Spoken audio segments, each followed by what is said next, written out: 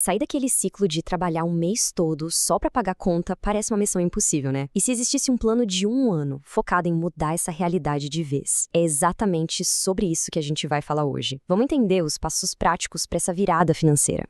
Ser pobre é trabalhar que nem uma mula só para pagar conta. Essa frase é forte, né? Mas ela resume um sentimento que infelizmente muita gente conhece de perto.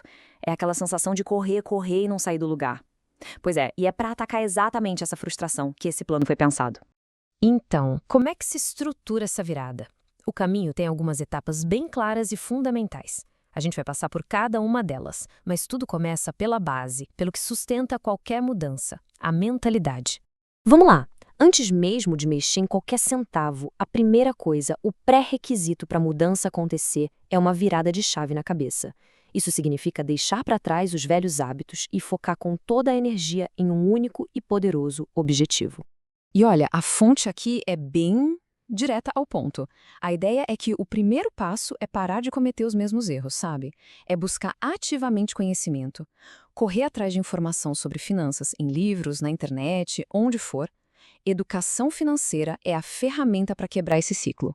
Agora, preste atenção que aqui vem a metáfora central de todo o plano, que é genial.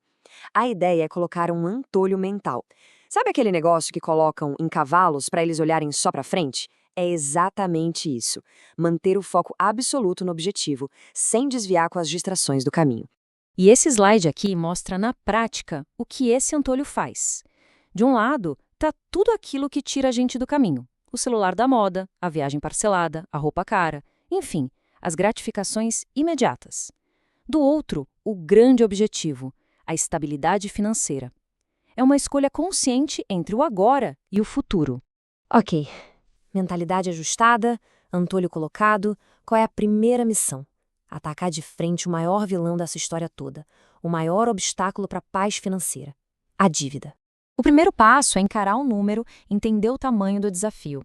E olha que interessante, para muita gente, segundo dados do Serasa, a dívida gira em torno disso aí, de 3 a 4 mil reais. Que sim, é dinheiro, mas com a estratégia certa não é um monstro de 7 cabeças. E a parte boa é que não precisa encarar isso sem ajuda. Hoje em dia, existem ferramentas criadas justamente para atacar essa dívida de frente. A fonte até aponta para algumas plataformas de renegociação que podem, de verdade, reduzir drasticamente o valor que se deve. E é aqui que o jogo vira completamente. Descontos de até 99%. Isso pode parecer mentira, mas é real. Uma dívida que parecia uma bola de neve gigante, impagável, de repente vira algo que cabe no bolso. A meta de quitar a dívida deixa de ser um sonho e se torna algo totalmente alcançável. Então, o passo a passo da missão é esse aqui, bem simples e direto, mas tem um ponto crucial que a fonte reforça. Para quem tem um salário mais apertado, não tem mágica. Gerar uma renda extra se torna uma parte essencial da solução para acelerar todo o processo. Beleza, dívidas com um plano para serem eliminadas. E agora? Para não cair na mesma cilada de novo, vem a missão 2. Construir uma muralha de proteção, uma rede de segurança, a famosa reserva de emergência.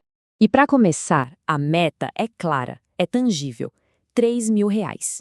Pode não parecer uma fortuna, mas é um valor que já dá uma baita tranquilidade. É o dinheiro que vai te salvar de um perrengue sem precisar fazer uma nova dívida.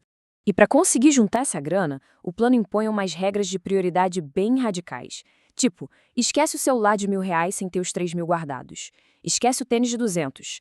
A ideia aqui é genial. A segurança financeira se torna um novo objeto de desejo, o verdadeiro item de luxo. E, de novo, a renda extra entra em cena para acelerar as coisas. A fonte reforça a ideia de que sim, vai ser um ano de ralação, de trabalho duro. Um ano de sacrifício, com certeza, mas pensando num objetivo muito maior.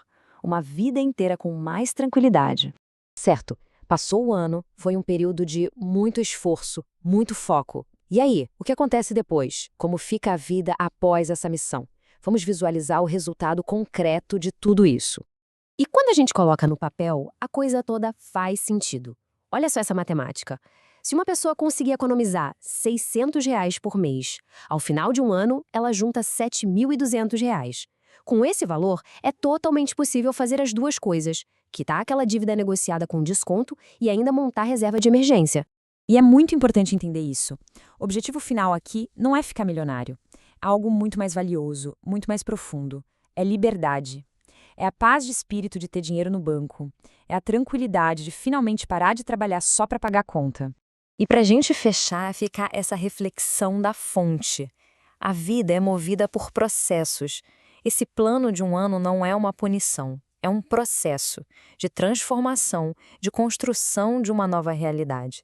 Então a pergunta que não quer calar é: que processo se inicia hoje?